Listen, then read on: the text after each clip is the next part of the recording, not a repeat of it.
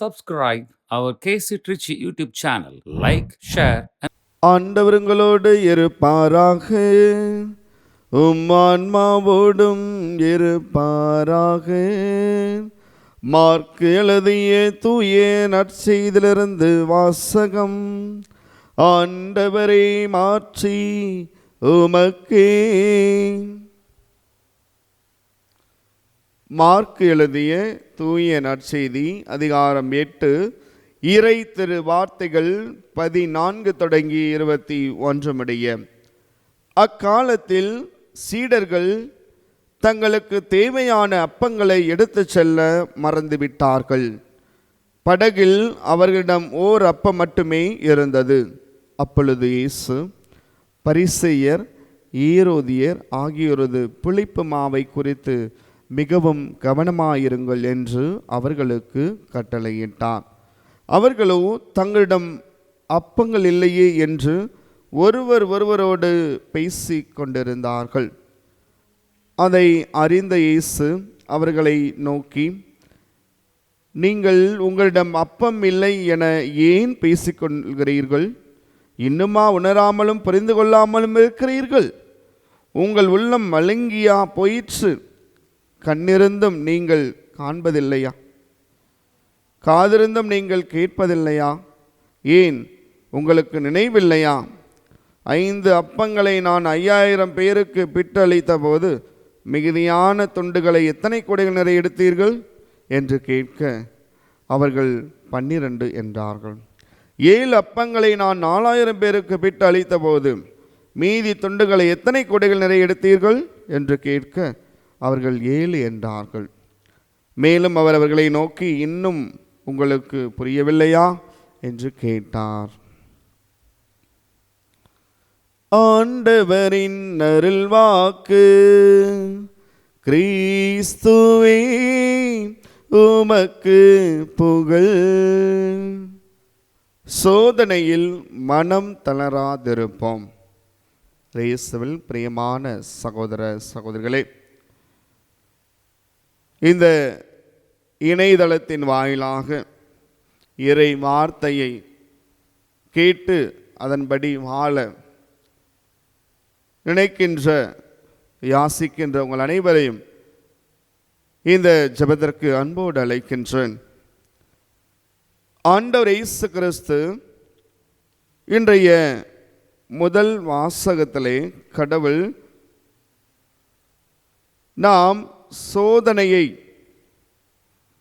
அதாவது நமக்கு வரும் துன்பங்களை கண்டு நாம் துவண்டு விடக்கூடாது என்று தெள்ள தெளிவாக இன்றைய நற்செய்தி வாசகம் சரி, முதல் வாசகமும் சரி, நமக்கு நம்பிக்கையை தருகின்றது. அதே போன்று ஆண்டவர் இயேசு கிறிஸ்து நற்செய்தி வாசகத்திலே இன்னுமா நீங்கள் புரிந்து கொள்ளவில்லை, இன்னுமா உங்களுக்கு புரியவில்லை என்று நம்மை அவர் கேட்கின்றார். நான் உங்களோடு இருக்கிறேன், எந்த சோதனை வந்தாலும் நான் உங்களோடு இருக்கிறேன். அன்று 5000 பேருக்கு உணவளித்ததையும் 4000 பேருக்கு அவர் உணவளித்ததையும் சுட்டி காட்டி, நான் உங்களோடு இருக்கிறேன், சோதனை கண்டு துவண்டு விடாதீர்கள் என்று நமக்கு இன்று ஆண்டவர் ஆறுதல் கொடுக்கின்றார். ஒவ்வொருவருக்குமே, எந்த மனிதருமே இந்த உலகத்திலே சோதனை இல்லாமல் இல்லை. பணம் வைத்திருந்தால் சோதனை இல்லாமல் இருக்கின்றார்களா? இல்லை பட்டம் படிப்பு பதவி இருந்தால் எந்த சோதனையும் துன்பம் இல்லாமல் இருக்கின்றார்கள்? ஒவ்வொருவருக்குமே ஏதோ ஒரு வகையில் துன்பங்கள் இருக்கின்றன. ஆனால் அதையெல்லாம் தாண்டி நான் இயேசுவோடு பயணிக்கின்ற பொழுது சோதனை ஒரு பொருட்டாக இருக்காது. ஒவ்வொருவருக்குமே ஏதோ ஒரு வகையில் துன்பங்கள், அதுதான் உண்மை. ஏனென்றால் இன்றைய காலகட்டத்திலே ஒவ்வொருவருக்கும் எதை செய்தாலும் சோதனை. ஒரு நன்மை செய்கின்ற பொழுது அவருக்கும் சோதனை இருக்கும். இப்போ நன்மை செய்கின்றே இருக்குன்னா பலர் தூற்றுவார்கள், சிலர் போற்றுவார்கள். இப்போ ஒரு காரியத்தை முன்னெடுக்கின்றோம் என்றால் பல்வேறு மனிதர் என்ன சொல்வார்கள்? இவன் தலைவராக இருந்து என்ன செய்ய போகிறான், அப்படி சொல்வார்கள். இப்போ நல்ல காரியங்கள் செய்கின்ற பொழுது இவ்வளவுதானாக்கும் அப்படின்னு சிலர் தூற்றுவார்கள், சிலர் போற்றுவார்கள். ஆனால் சிலர் என்ன சொல்வார்கள்? பரவாயில்ல, ஃபாதர் நல்லா செய்கிறாங்க, நன்றாக செய்கின்றார்கள் இந்த மனிதர் நன்றாக சமூக பணியை செய்கின்றார். இப்போ எல்லோருக்குமே ஒரு எதிர்மறை நேர்மறை இருக்கத்தான் செய்யும் இந்த உலகத்திலே. ஆண்டவர் இயேசுவுக்கு அவர் சென்ற இடமெல்லாம் நன்மையை செய்தார். அவரை விட்டு வைத்தார்களா? இல்லை. அவர் எப்படா எதில் தான் அவர் மாட்டுவார், எதில் துன்பத்தை அவர் தவறை கண்டுபிடிக்கலாம். இப்போ ஒரு மனிதர்கள் அது எல்லா மனிதருக்கும் பொருந்தும். நாம் நல்லது செய்கின்ற பொழுது சிலர் தூற்றுவார்கள், என்ன இவர் ஏதாவது தப்பு கண்டுபிடிப்பார். எவ்வாறு இந்த பரிசேரும் சதிசெயர்களும் இயேசுவின் பின்னால் ஏதாவது தவறு கண்டுபிடிக்க வேண்டும் என்று அவர்கள் சென்றார். அதே போன்று இன்றைய காலத்திலும் மனிதர்கள் நம் கூட இருக்கும் ஒவ்வொருவரும் குடியிருப்பார்கள். ஆனால் நம்மை அவர்கள் தவறாக அப்போ அதையெல்லாம் நீங்கள் பொருட்படுத்தக்கூடாது. நான் உங்களோடு இருக்கிறேன், உங்களுடைய கவலையெல்லாம் என்னை ஒப்படையுங்கள் என்று ஆண்டவர் இயேசு கிறிஸ்து இன்று நம்மை அழைப்பு எடுக்கின்றார், நம்மை புரிந்து கொள்ள செய்கின்றார். நீங்கள் பயப்பட வேண்டாம், புரிந்து கொள்ளுங்கள். முதலிலே புரிதல் இருக்கின்ற பொழுது அங்கே வெற்றி இருக்கும், அங்கே அன்பு இருக்கும், அங்கே ஆண்டவர் இயேசு கிறிஸ்து இருப்பார். அவர் சில விஷயங்களை கண்டு, சிறு சிறு தவறுகளை கண்டு, சிறு சிறு நமக்கு வருகின்ற துன்பங்களை கண்டு நாம் ஒருபோதும் துவண்டு விடக்கூடாது. இப்போ பவுண்டியார் அழகாக கூறுவார், 1 தெசலோனிக்கேயர் 5:16-17 எப்பொழுது மகிழ்ச்சி ஆகிறீர்கள். அப்போ எப்பொழுது மகிழ்ச்சி ஆகிறீர்கள், இடைவிடாது இரண்டு வேணும், என்ன நேர்ந்தாலும் நன்றி. உங்களை எப்படி ஒரு மனிதன் எப்பொழுதுமே மகிழ்ச்சியாக இருக்க முடியும்? அதைத்தான் தொடர்ந்து நாம் பார்க்கின்ற பொழுது பிலிப்பியர்க்குரிய திருமுகம் 14 அதிகாரம் 4 வசனத்தில் ஆண்டவர் சொல், ஆண்டவருக்குள் எப்பொழுது மகிழ்ச்சியாக. அப்போ மகிழ்ச்சி நம்ம எதில் தேடுறோம்? ஆண்டவருக்குள்ள மகிழ்ச்சியாக இருக்கணும். இப்போ நாளைய தினத்திலே நாம் புதன்கிழமை தவக்காலத்தை ஆரம்பிக்கின்றோம். சோதனை எதிர்கொள்ள ஆயத்தமாக இருக்க வேண்டும். இப்போ சோதனை வருகின்ற பொழுது துவண்டு விடக்கூடாது, அதை எதிர்கொண்டு ஒவ்வொரு சோதனையும் வெற்றியின் படிக்கல், அதை மட்டும் நாம் என் கண்முன்னே நிறுத்த வேண்டும். இப்போ ஆண்டவர் இயேசு கிறிஸ்து தெள்ள தெளிவாக எடுத்து எம்புகின்றார், நான் உங்களோடு இருக்கிறேன், நான் உங்களோடு இருக்கிறேன். உங்களுடைய சோதனை கவலைகள் ஒவ்வொன்றையும் என்னிடம் படையுங்கள். இந்த மனிதன் தரும் துன்பங்களோ, இந்த மனிதன் தரும் உங்களுக்கு தரும் துன்பங்கள் ஒரு பொருட்டாக கருதாதீர்கள். கடவுள் உங்களோடு இருக்கிறார், நான் உங்களோடு, காட் வித் அஸ், கடவுள் உங்களோடு நம்மோடு இருக்கிறார். கடவுள் நம்மோடு, இம்மானுவேல் என்றால் கடவுள் நம்மோடு இருக்கிறார் என்பது.